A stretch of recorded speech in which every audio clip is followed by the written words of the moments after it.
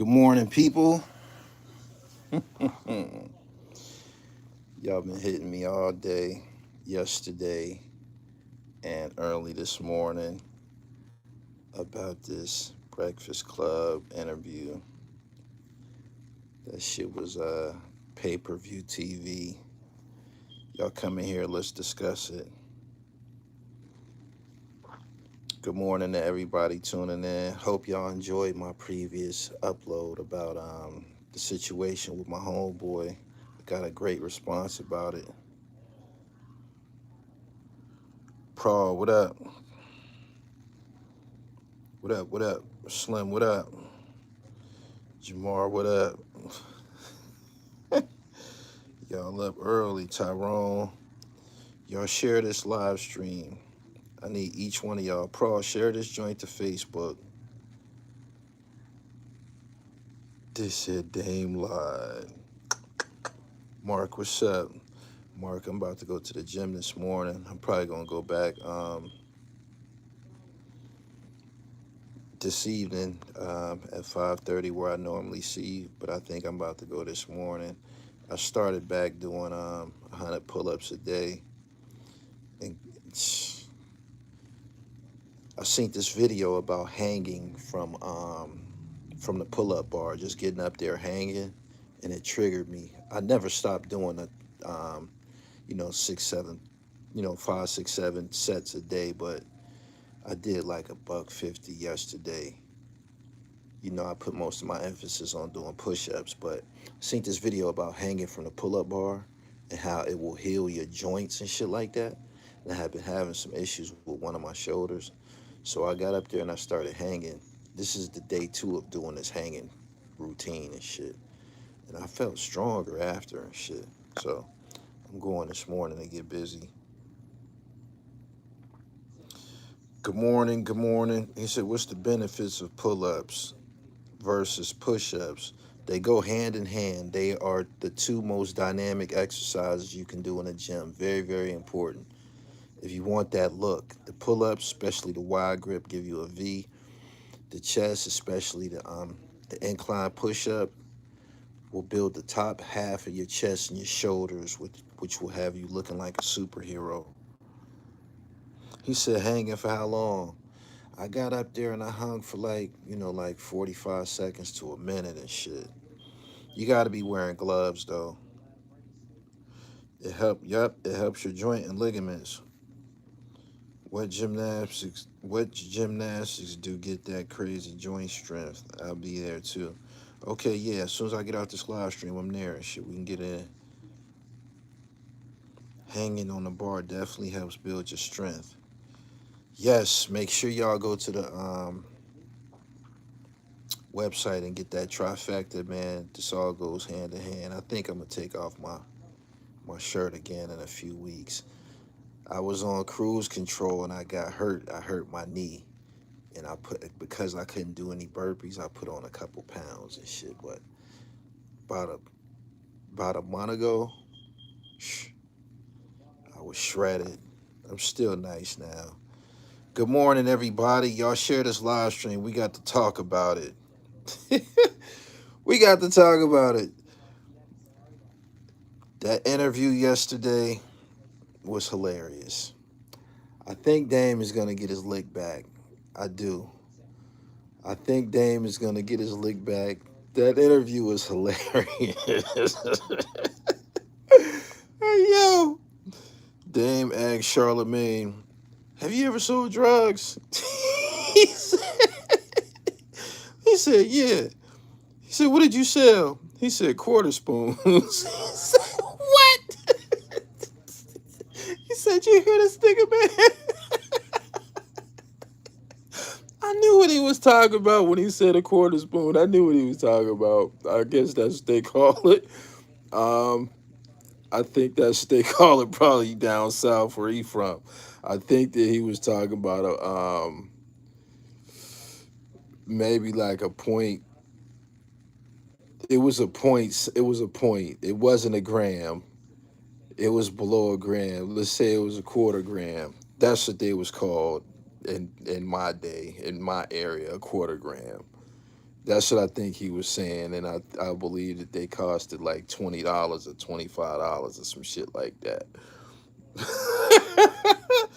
Yo, he said, "Boy got some teeth and he feeling himself." You could see his. He said, "You wasn't no kingpin. You was a pig pen." Oh shit! But listen, right? The key to the podcasting future, the key to the podcasting future is unequivocally Charlamagne and Dame Dash together. They will have the biggest podcast in the world because they personalities, right? And they don't, in order for it to be a hit, they don't have to be friends. They just got to do it together. They got to keep the whole opposing point of views, the duality. They got to keep that and capture it on film and continue with the insults. Continue with the insults. And when you watch the Martin Lawrence show, the duality, the insults between Pam and Martin was a big part of the show. People tuned in for that. Same with the Fred Sanford show. Fred Sanford versus Esther, the duality, the conflict. It's slapstick humor. It's slapstick. Yeah, he said that's the key. Exactly. That they have opposing personalities and views. And how about Dame got on the Breakfast Club and called Charlamagne a blade? Yo, how did he get on the Breakfast Club and call him a blade, man, a variety of times? He called him a variety of blades. He called him a switchblade, a Rambo knife, a butcher knife. Oh my God.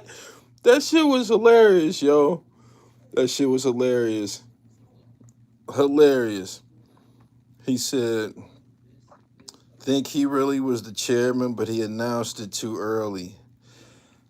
I seen a post on, I think it was Instagram, that said a CEO or somebody from um a CEO or somebody from Revolt said the Dame lied. Why would he tell a lie like that when he know people were gonna immediately go and research it? That's crazy. He called him a bald headed girl with a mustache. He called him all types of blades, man, an assorted variety of blades. Charlamagne told him, "You need to change your name to Debt Dash." Start a, start a record label called Dep Jam. Hey,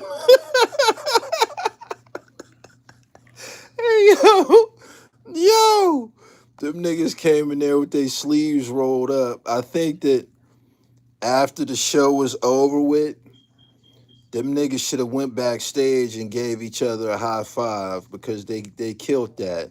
They killed that, man. That was hilarious. A lot of good humor, man. He said they was going in. He told DJ Envy, he said, "What would you rather, a repo or a Rico?"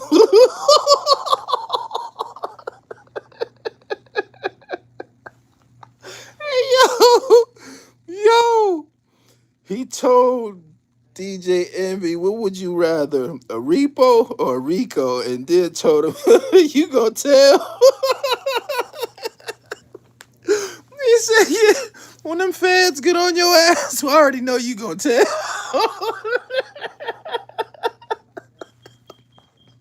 Yo, he said Envy was tight. Yo, yo, I watched that shit 3 times, man. I couldn't stop laughing. Some of the funniest shit I done seen in a long time. DJ Envy always been a scared little kitten. We gonna talk about Cam and Dame too. Great interview. I got a chance to listen closely to Dame, right? And no matter how many times I done got on here and ridiculed him, cracked jokes, I was bidding. He was the bid. Everybody know he was the bid. The things that he was saying about basically hiding his wealth, saying that he was broke. A lot of the things that he said made total sense to me. What do y'all think? A lot of the things that he said made total sense to me. See, we are in a different tax bracket than Damon Dash. So some of his strategies and some of the moves that he made, it might not have made sense to us, right? But when you heard him break down his reasons for doing certain things, it sounded totally logical. It did. It did. He said it did make sense if it's true. It made sense to me. I can't like sit here and recite exactly what he was saying, but whenever he was questioned about something, his rebuttals, he didn't stutter, he didn't stammer. He was very articulate with his explanations. I believe that we will live to see him get his lick back. He still does fly shit every day. He may not be where people expect him to be, but he is living better than most humans. He told them niggas, y'all don't know anything. That's all y'all do is sit in this fucking room. This shit dirty as fuck. He said ain't no windows in here. This shit is uninspiring. Hey, yo. He said, look, y'all got me on the wall. They got a mural. He's on that mural and shit. Yo. He was, so y'all need to clean this shit up. Clean this shit up, girl. Ain't no windows in here. He called it a coffin. Yo. He called Charlamagne squinting Tarantino. That's all they was getting it in, man. Classic episode. He said, "Yeah, y'all been in here for 30 years, so y'all don't know anything." Everything that he said in that regard, he was killing them. He was killing them. He said, "Y'all don't risk your own money." He's never stood down from his whole "I'm a boss." He stands on that. He does. And the things that he was saying to them, he basically was telling them, y'all don't have to take any risks. Y'all workers, y'all been in the same room for 30 years. He was styling on them when he said that. He did.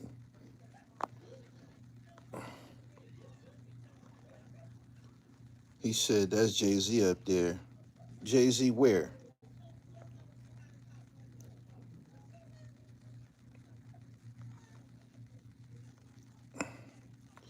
Called their office a coffin. The family group. I didn't hear the diss track. I didn't hear it. Did anybody hear it? I didn't hear it.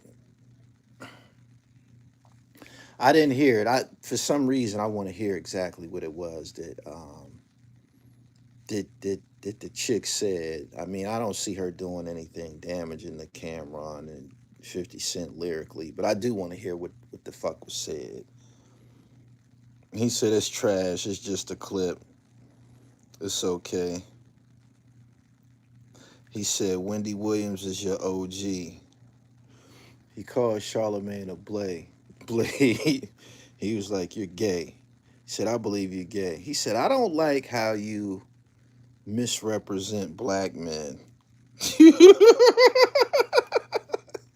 Hey yo. He told him I don't like how you be up here misrepresenting black men. Then told him, if we was on the streets, I'd punch you in your mouth. He said, you ain't gonna do nothing. You wouldn't even fight back. Yo. He said he gonna put it on Revolt.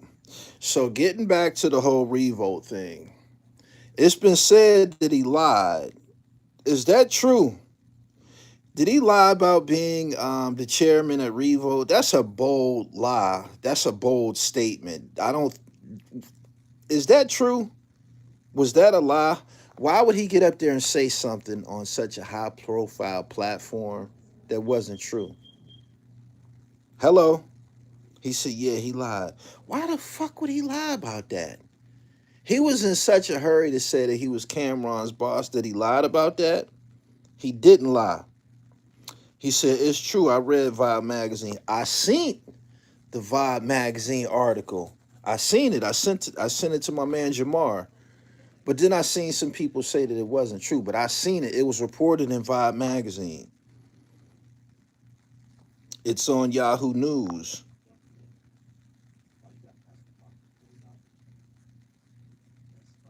The chairman part was capped. They appointed him chairman for 1 month. It's only for a month. Okay. It's only for a month. What the fuck is he gonna do in 30 days? I don't know what all he can accomplish from that position. They better. He says he wants to buy it. He's been saying that for a long time. Didn't Revolt belong to Puff? Is that the reason why he feel like he could buy it? Because Puff is going through some turbulence? No, it was true. He just announced it too early. So he basically did the same thing that Cam did about the position at Rockefeller. He's going to do his version of paid in full from his own standpoint about the people around the way. Dame's losing. I think he's in the process of getting his lick back. I think he's in the process of getting his lick back. I didn't get the part, I didn't understand the part where he kept saying that he lives his life vicariously through movie scripts, and he kept citing The Godfather and shit like that. I don't think that's healthy for someone to be living between the lines of a movie script. I don't think that's healthy. I think you're going to end up in some trouble living like that. He said, chill, they out here selling quarter spoons. He said, quarter spoons? He said, man, what the hell is you talking about? He turned around, looked at his man. He said, man, you hear this nigga? You wasn't no kingpin. You was a pig pen. Dame has millions in LLCs. A lot of people didn't understand what he was saying when he was speaking on bankruptcy. I understood his logic behind. He said, who's broke? Someone in my position or someone who has to borrow 180 million. I think that was the dollar amount. He was basically saying, and I believe he was referring to Jay-Z. I think he was referring to Jay-Z. He was basically saying, who's in a better position, me or someone who's in debt for 180 million? I think he said something like that. He also said that nobody's been behind in taxes for $20 million. He said something like that. A lot of the shit that he said was making sense. He was like, I just paid $1 million in child support. He said, I've always paid my child support because if I didn't, I'd go to jail. That's logic. That makes sense.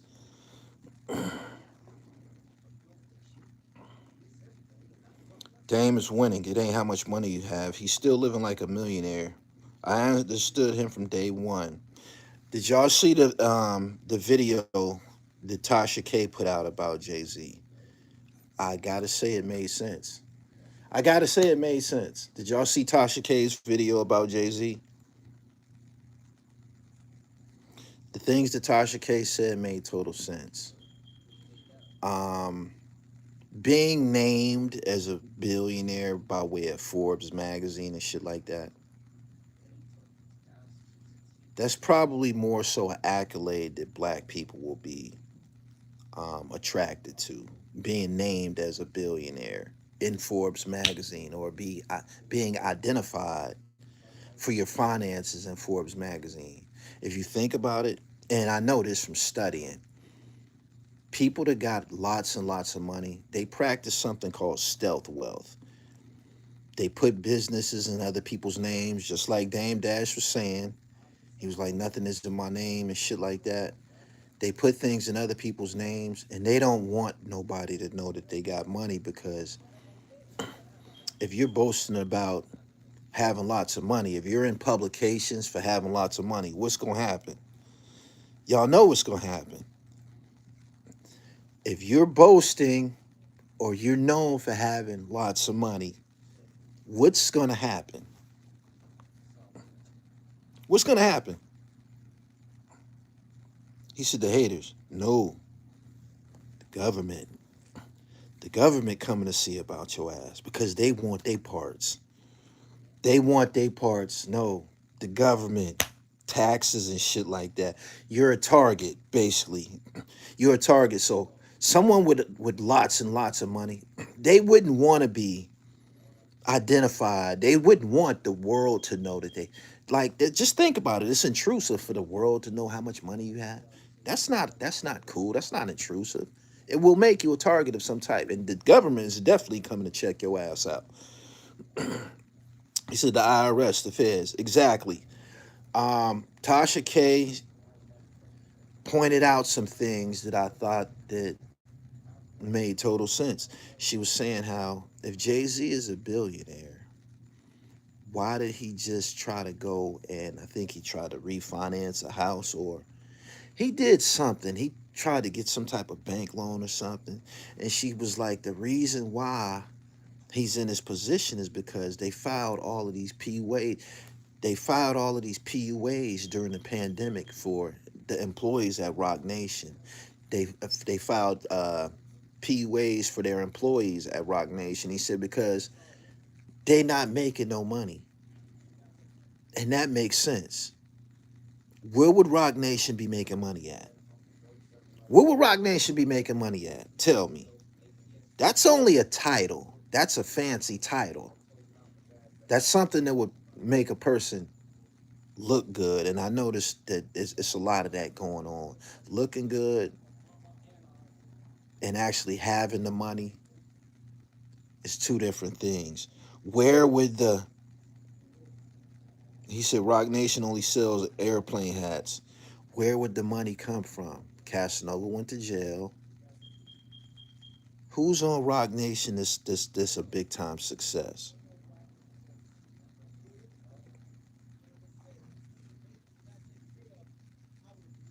I don't believe any of these net worths regarding celebrities. Me neither.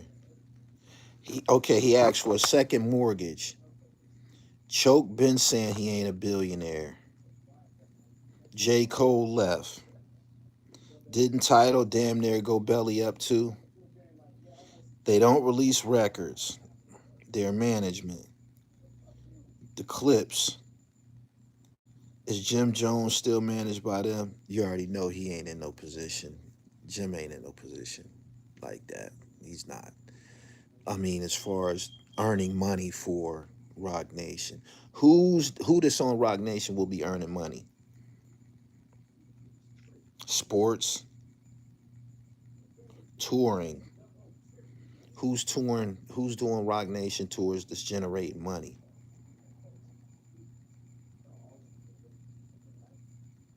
Anybody? He said Meg the Stallion.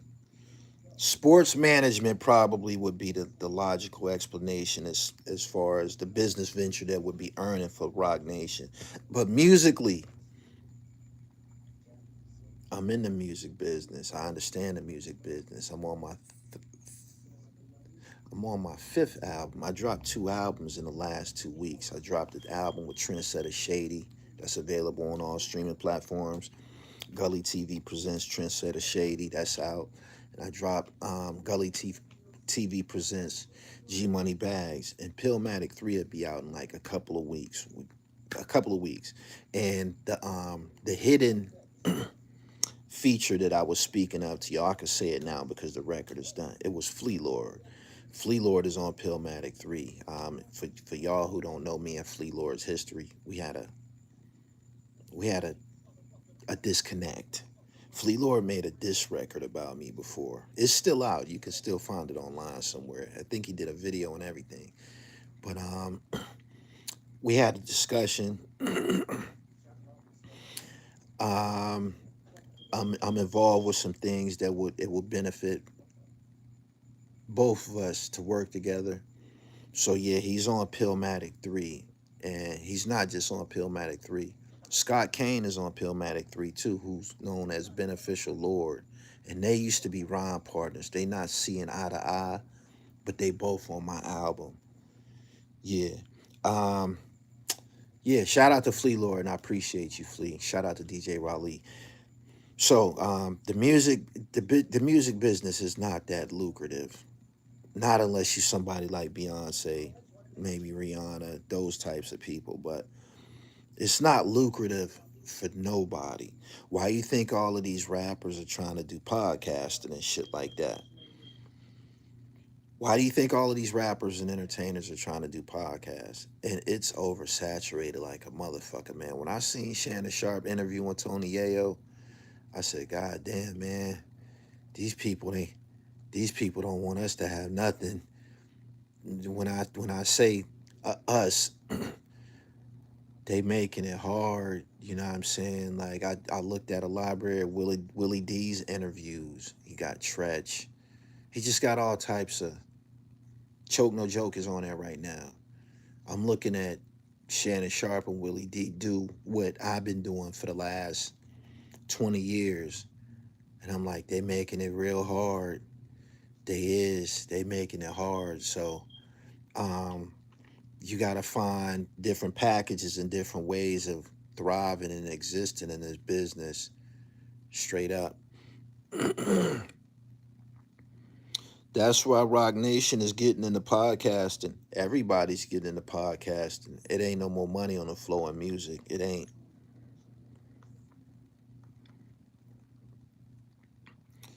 Dynasty Visions. I just packaged that. That's on its way. I appreciate you. Good morning, everybody. Make sure y'all subscribe to the channel. I never understood famous people interviewing other famous people. I mean, if Barbara Walters interviews a celebrity, that's a famous person interviewing a famous person. If Oprah Winfrey interviews another celebrity, that's a famous person interviewing a famous person. Arsenio Hall, Johnny Cochran, Connie Chung. It existed. It just didn't exist in our space. You know what I'm saying? We didn't have to. We used to have to compete with each other. Me, Doggy Diamonds, Arliss Michaels, Sub Zero to come up, and that was the extent of it. But now you have people like Shannon Sharp interviewing rappers and shit. Like they really getting in our way. Um, I got my own thing going on and shit. I ain't under any pressure, but I have to acknowledge what the fuck is going on. And I know that podcasting has basically taken the place of the music business.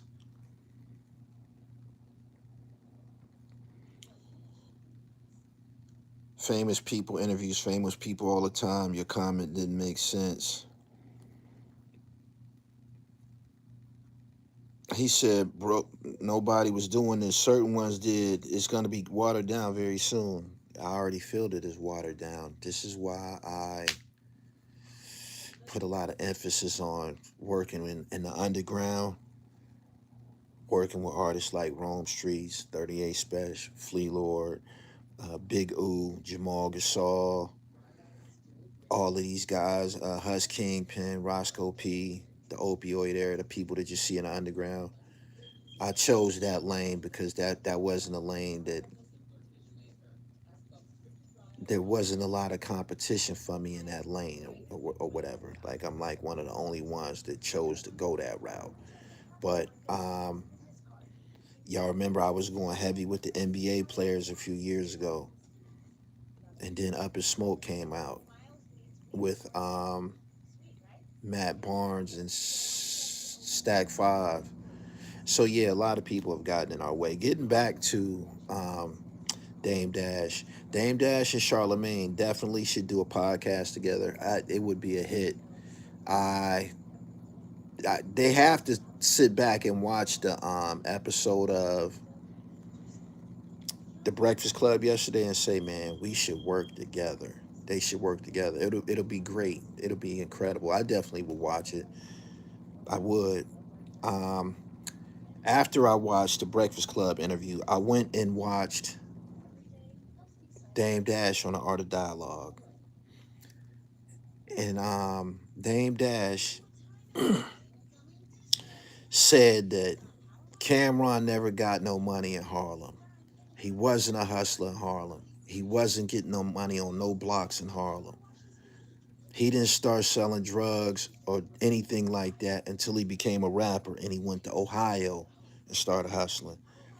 I knew that. I knew that. I told y'all he was a square. I told y'all that nigga was a square. I said that on here many, many times.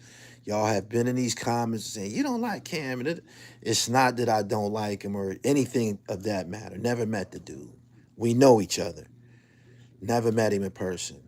We got a lot of mutual acquaintances. Like I said, we know each other. I knew that nigga was a square. I knew he wasn't a hustler. I knew he wasn't no hustler. I knew it. I knew it. I knew it. I knew it. When Dame said that, yeah, Dame said that he got pulled over with Big L and Cameron in the car. He said he had 3 bricks in the trunk. He said Cam started crying. I knew that about him. And y'all want to know how I knew it? Y'all want to know why I knew it?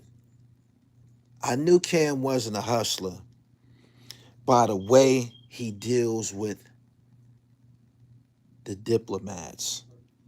A hustler has a team spirit because it never could be executed. You could never execute it by yourself. A hustler deals with too many people not to be a people person. You know what I'm saying? There's a lot of exchanging, a lot of bartering. You understand what I'm saying? That comes with being a hustler. The way that Cam deals with the rest of the diplomats, the way that Cam did Jim Jones. When Jim Jones launched Bird Gang and Cameron went behind his back and he copyrighted the word Bird Gang, I knew he wasn't a hustler. I knew he wasn't. I knew he wasn't. You know why? Because check this out, right? Speaking from a hustler's perspective, if my man that I hustle with launch something, if he gets some motion going on, if my man launched something, I'm happy as a motherfucker. You know why? Because I'm getting in that. I'm getting in that. This is the hustler spirit. If we run together every day and you find a lane, that's for us. That's for us. Cam didn't say, oh, this Bird Gang shit is popping. You got Max B, stack bundles. Oh, I'm getting in that. We about to get some money. Let me put a verse on that album. I want to find out what it is that I can do to. How can I get some money out this shit? My man who I started out with, he was a fucking he was my hype man. This nigga done been fertilized, nurtured, and cultivated and turned into a rap star under my tutelage. Man, don't you know I'm about to get over the, don't you know I'm about to ride that wave too? We about to ride this shit till the wheels fall off. We've basically launched another business because if you're successful and we started out together, if I'm successful and you turned successful, that means we a powerhouse. This is a hustler spirit. Jay-Z rapped about, you know what I'm saying, we all can be each other's crutches and shit. Cam didn't have that frame of mind. When he did that, I said, this nigga's a creep. This nigga not no hustler. I knew he wasn't no hustler. I knew it. Dame said he was crying. He said, man, the nigga he's from the hood. He's a basketball player. He was no hustler. No. I knew that. I knew that. I knew that. He said he tried to steal it. Like a piece of shit, creep ass nigga. I knew that nigga wasn't no hustler. I knew it. That movie Killer Season, that movie Killer Season, that was a figment of his imagination. He cooked all that shit up. Niggas who weren't hustlers desired to have that story. To this day, to this very day, to this very day, niggas who wasn't on the block, you seen the TV show The Wire, right? Y'all all seen that, right? Y'all seen The Wire? Most people here have seen The Wire. We was living just like that. We was living just like that. If speaking of the show The Wire, right? I would have been like Bodie and them niggas. You seen Bodie? Uh the light-skinned nigga Bodie on that show? You know how they had Weebay, he had a position, and Bodie and them niggas was on the block. Bodie and Michael, remember they was working the pit, and them niggas with Stringer and Stringer and what was my man name? Stringer, who was the other nigga name? Wood Harris played the role. What the fuck was his name? Why I can't remember this nigga name? Avon. Avon and Stringer would come and walk through the block. They would come and walk through I think the projects was called the Towers or the Terrace. The Barksdales. They would come and walk through the block, and the little niggas would be out there running around, running the block. That's the role that I lived that role when I was 14, 15, 16, 17, all the way up to like, I was in that. I'm on the block. You feel me? We ran the block. You know what I'm saying? And when you out there on the block, you're working as a team. You working as a fucking team. You know what I'm saying? You'll be out there on the block. This is how much of a team endeavor this shit is, right? You'll be out there on the block.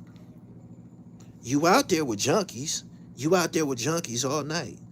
Before you know it, one of these junkies, these 2-3 junkies that be out there with you all night, they then became a part of the team. You know how? They start off running to the store for us. They run into the store for us, right? Boom. We in the spot together all night. You telling your story. They telling you their story. You know what I'm saying? Some of the greatest lessons that you're going to get on the block, you get it from the junkies. The junkies will sit there and tell you, yo, young buck, don't do that. Don't do this. You know what I'm saying? They'll tell you the rules, the tutelage and shit, the understanding, the education. It comes from the junkies because you know why? They weren't always a junkie. That was a street nigga. That was a hustler. Before he started getting high, all of the lessons, they teaching you this shit. You feel me? So next thing you know, you on the block with this dude all night. It's 6. We done been in the spot all night. It's 7 in the morning, 6 in the morning. We about to go get breakfast. You know who all going to get breakfast? Us who on the block getting money and the junkies. Yo, fam, you want a breakfast sandwich? You asking the junkies, yo, you want a sandwich? Why? Because he been running for you all night, bringing money to you all night. He done went and got blunts. Like, he's on the team. You feel me? Next thing you know, you done gave him an old pair of sneakers that you don't wear no more. You done gave him a jacket. That's why you be seeing, you go to the hood and you see junkies running around. They got on fitted hats and they wearing the hustlers' old clothes and shit like that. Why? Because they are a part of the team. They become family. And Cameron did not display those traits. You feel me? He never displayed those traits. Ankasa is a good friend of mine. 40 Cal is a good friend of mine. J.R. Ryder is an associate of mine. Tom Gitz, associate of mine. I know these niggas. You feel me? I know these niggas personally. Cameron was always for self. You feel me? He was always for self. The way that he's treating Dame Dash. Dame Dash helped him get some money, put him in a position. You see how he turned on him? That's not hustler. That's not a hustler's mind frame. That's a square ass, suck ass nigga's mind frame. I said this before. We grew here. You flew here. Cameron flew here. Straight up. And when Dame said that about him, I said, I knew this nigga wasn't no hustler. I knew this nigga was a square. He's always did sucker shit. He's always did sucker shit. And niggas like him will try to hide behind the fact that they got money. Nobody give a fuck about your money, nigga. We'll take your fucking money, sucker. You dig what I'm saying? And that's who the fuck he is. So when you look at the fact that they did that show in Madison Square Garden and Hell Rell wasn't there on stage, 40 Cal wasn't on stage, J.R. Ryder wasn't on stage. You know why? Because Cam was never a teammate of theirs. He was never a teammate of theirs. He wasn't. He didn't. He didn't come from the Taliban. I had T-Money on this project. He didn't come from the Taliban. Hell Rell, JR and them, they was on the block with the Taliban and shit. You know what I'm saying? Straight like that. Straight like that. So that's why when you see him conducting himself, like when you see him doing all this sucker shit, He's not like us. He just rap about it. Straight up. Dame said he broke down crying when they got pulled over with 3 bricks. When he said that, I said, I knew it, I knew it, I knew it. Don't you know if we in the whip with a nigga and he got 3 bricks, the driver got 3 bricks, don't you know that we already have the understanding that if we get booked, he got to eat that. It's his. It's his. What the fuck I'm a panic for? It don't belong to me. I'm in the car. We got pulled over. The driver said, damn, man, I got 3 birds. And I'm damn, for real? Well, we got to sit this shit out, man. See how this shit work out. Crying for what? It belonged to the driver. He gonna eat that. He gonna eat it. Just like Dame said in the interview. If something happened, I got to eat it and shit. This is something that's understood. The fuck is you crying for? Man, we whooping your ass when this shit over with. When this shit over with, we whooping your ass, my nigga. We stomping you the fuck out, man. Like, you can't never come around. I told y'all 1,000 times. I told y'all 1,000 times. It's a big difference between... Look at the polarity. Look at this polarity I'm about to share with y'all. Right? Listen to this. Wasn't Max B just a little liver than the rest of them niggas? Wasn't Max B just a little liver than the rest of them niggas? Wasn't he? It was obvious. Wasn't he just a little liver than the rest of them niggas? He said, absolutely. Listen to the shit that he said. On G's Up, Hoes Down, he said, I'm just one of them niggas that do it for nothing. Got a passion for this shit because I love it. That don't just come out of anybody's mouth. One of them niggas that do it for nothing. That just don't come out of anybody's mouth. Max B was just a little liver than the rest of them niggas. And you know why? Because Max B was on the fucking block getting money around Baby Maine and them niggas from Lincoln and shit like that. His name is Charlie Rambo. He was just a little liver than them niggas. It showed. It showed. He said pedigree. You couldn't hide it. You couldn't hide. Y'all remember he did that interview when he had his hair with the perm and shit like that? Y'all remember that? Y'all remember when he had the interview? He did it was on Forbes DVD. Remember he had that interview with the perm? He was doing all this shit with his hair. Y'all remember that shit? You can't make that shit up, man. That shit is just in some niggas. That shit is just in some niggas. That live shit that he was talking all that live shit on there. That shit was radiant. You never heard Cameron talking like that. You never seen Cameron acting like that. Never. There's a difference. You feel me? Now, put Max B in the car when Dame got pulled over with 3 bricks. Put Max B in the car when Dame got pulled over with 3 bricks. Max B's the type of motherfucker that might have hopped out the whip with the pack and took off running or some shit like that. There's a difference. And when Dame said that Cameron was never a hustler, it was all made up. I knew it was the fucking truth because he never conducted himself like a hustler. He never was a team player. Never. The diplomats wouldn't be in that situation that they were in if he was a team player. I just did a video with y'all. Right? Telling y'all about my man that I went to see in the hospital. I told you, this nigga told on me before. He told on me before, right? And he's still my man. You know why? Because that shit come with it. We be knowing our comrades. We know who not built like that and shit like that. Just because he a bitch ass nigga, he's not gonna stop being my man. I don't know nobody else. He was a bitch ass nigga when we was kids. You feel me? He didn't fight motherfuckers back when we was kids. I'm just being hypothetical. You know who amongst you know who's who. You understand what I'm saying? So you can't expect If he's a sucker when we was kids, if he's soft when we was kids, how the fuck do you expect him to stand up to interrogation by the police? You know he not built like that. You feel me? So whatever the fuck he do, you accept him as that. Straight up. He said, I'm going through that right now. It's the truth. Shit, man, he told on me. I did it. The fuck? We got caught. He told on me. He not built like that.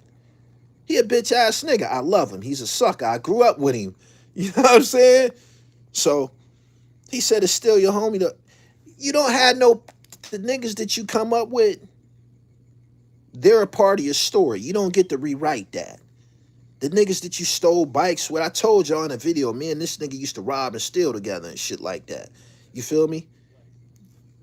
We got away way more times than we got caught. You feel me? We got away way more times than we got caught. You know what I'm saying? So you take the bitter with the sweet and you just keep it going. But Cameron, the way that he's interacting with Dame Dash, the disloyalty that he showed, I knew he was a sucker ass nigga. I knew it, and I knew he wasn't no hustler. Being from the block and being from the streets is two different things. You have niggas that live on the block, right? You got niggas that live on the block, right? But his mama didn't allow him to hang out there with us and shit. His mama lived on the block. His house lived on the block, but his mama told him, you better not be out there fucking with them niggas. You feel me? The same guy, he walked past us going to school, walked past us coming back. He'll greet us. He's from the block, but he's not in the streets. Cameron is one of them niggas that's from the block. Straight up. But he's not from the streets. Understand that. There's a difference. Yeah. Make sure y'all subscribe to the channel. Good morning, everybody. Classic interview. If you haven't seen it already, the Breakfast Club interview with Dame Dash and Charlamagne. I can't stop laughing. That interview made me feel really, really good. It did. He said, I mean, bro, I agree to disagree with that. Being a child is one thing. You can grow up and turn out to be a different type. That's what dudes get clipped underestimating a dude. I don't understand what the fuck you saying. And I hear you, the part you saying about people change, but you don't change on your homeboys. So that's what you saying right now. You don't change on your homeboys. Period. He says, so you saying Cam didn't get it in Ohio? That's where he got it at. He didn't get it in Harlem. Dame confronted this because Cam said something like he was the best to ever do it in Harlem. And Dame said, you ain't never get no money in Harlem. You know what I'm saying? And a lot of the things that Cam said on songs, they were lies. Cam said, Dame took me off the block, hand to handling the coffee pot. He said that on the song. He said that. Dame said it was a fucking lie. Fiction.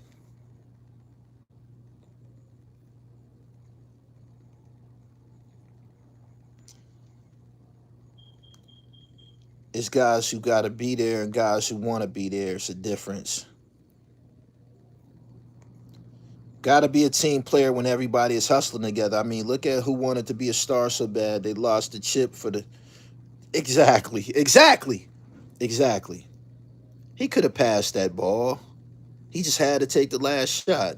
That was a reflection of who the fuck he is. I'm going to still get the glory if I get the game-winning assist. I ain't got to take no bad shot. I could dish this to a motherfucker who open, who can get a better shot than me. That's facts. Dame said he never did it in Harlem. It was weird to see Cameron not around Bird Game when Jim Stacks and Max got hot on the mixtape scene. Cam went solo.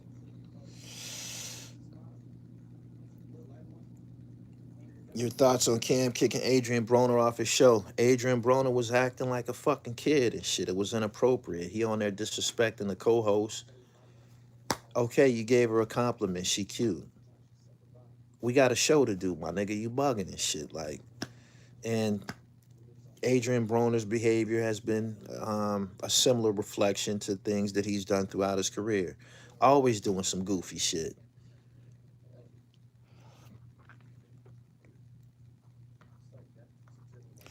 Gully, they saying Cam sold dust uptown. Did he sell dust or he was around Herb McGruff and Big L who was really the ones that was pumping?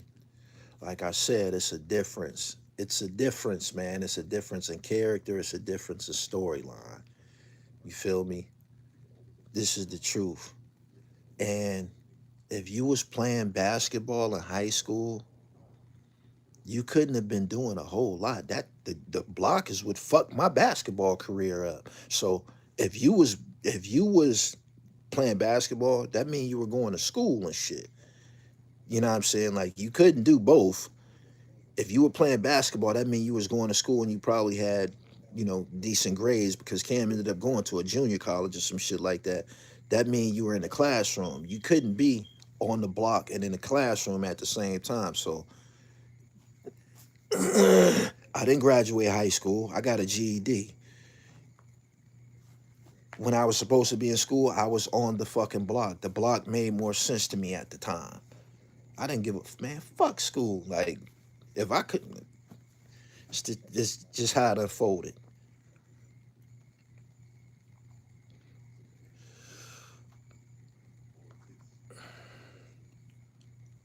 He said, "Facts. I almost didn't graduate. The block or the bench. Yeah, you got to pick one."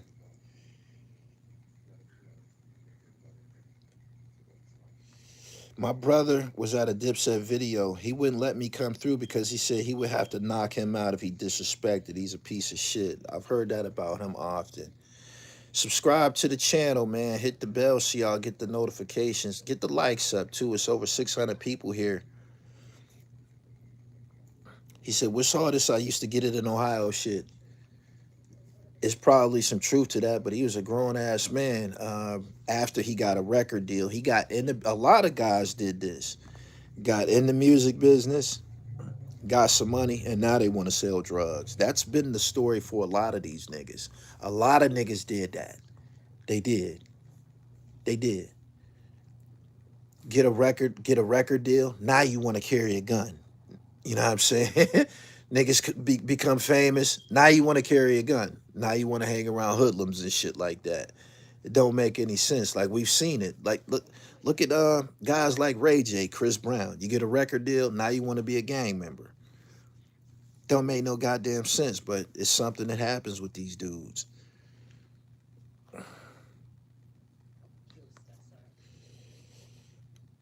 He linked with Chubby Baby and them dudes out of Columbus and went crazy. That's the story that I know.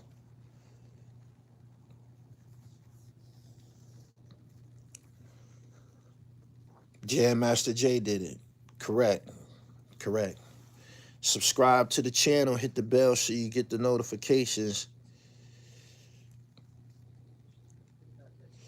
I can attest he was moving to Columbus. They was definitely out there. My first book deal was in Columbus, Ohio. I was staying in this extended stay hotel out there. I was ghostwriting for Vicky Stringer, and I went shopping out there. I had on a Pelly, Jules. I'm in the mall, and one of the people in Foot Locker asked me, "Was I down with the Diplomats?" Like more than one person asked me that, so that's how I knew that they was in Columbus. And this was in 2004. They was out there around 2003, 2004 and shit.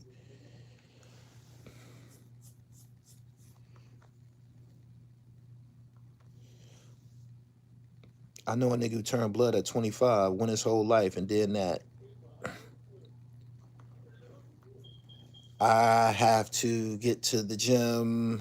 I wanted to get on here and talk about that interview. The interview was hilarious. It was. If you haven't already, go watch that interview on the Breakfast Club with Damon Dash. I think it's probably the top celebrity interview this past summer or possibly all of 2025. It was funny as hell. funny as hell. I kept cracking up whenever Dame kept getting up, like, man, I'm leaving. I'm leaving. Did he sit back down? You're a girl. You're gay. I know you're gay. Like, Dame cooked them on their own show.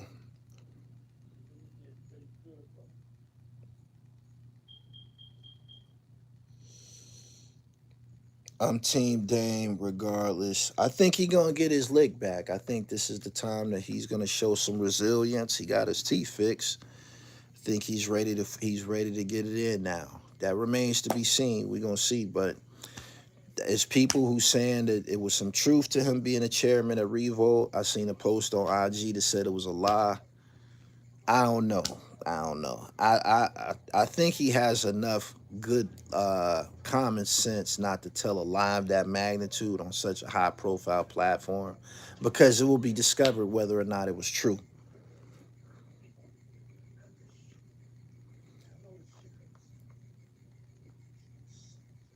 He said, Gully, you got an interview with a lot of Dipset members. You thinking about bringing them back?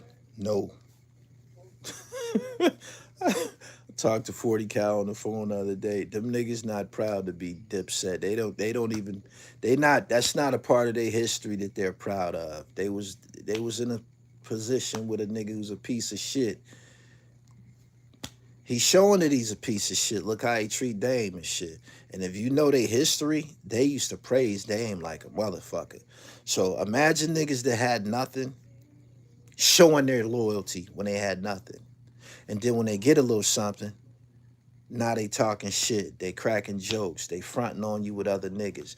You know what I'm saying? But it's recorded on songs how much of a high how they held him in a high regard.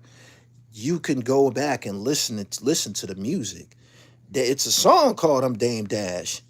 It's a song called "I'm Dame Dash." Jim Jones and Cameron is on there talking about how Dame was copping bricks in '88, and he had the barber shop, and uh, he used to stack up his chips, crashed up his whip. What he said, he used to stack up his chips, crashed up his whip, licking back at a bitch.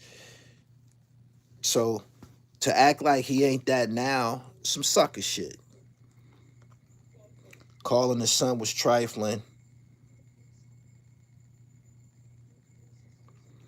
When Dame made the point about a lot of us don't understand bankruptcies and why billionaires use that as leverage, I got some education out of it. I Am Dame Dash is a fly song. Yeah, that was my shit. That was on the I think it was called We Are the Champions.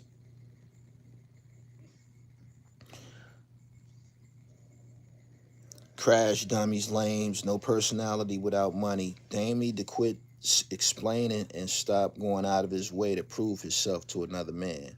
I agree. The Dream Team soundtrack. Okay. Barbershop on 12th Street. We turned dope into dollars. Front haircut, the back, weed in the bottles. Yeah, that joint.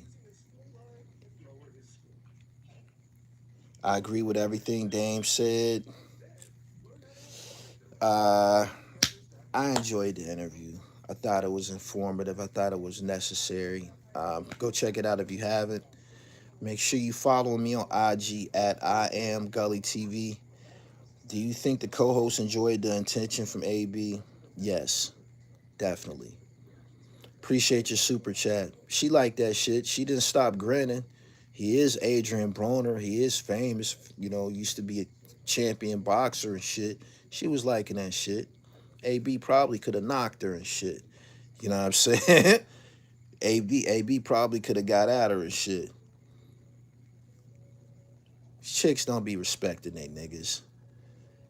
When a celebrity around, bitches don't be respecting they niggas. Don't you know how many chicks done quit their boyfriends because of fucking Chris Brown? You know how many bitches then, man, fuck you, man. I'm about to go take this picture with Chris Brown. He gonna be squeezing on this fat ass of mine. Bitches know they got a boyfriend. I'm about to go sit in Chris Brown lap. Bitches don't give a fuck, man. So, yeah, he probably could have knocked her. Paying 1,200 to do it. Yeah, I'm about to get this nigga 1,200 to grab on his fat ass and shit. Fuck my boyfriend. It's chicks that have broken up with they dudes and said that they don't even regret it. You couldn't have lied to this nigga. A picture did that? Total disrespect.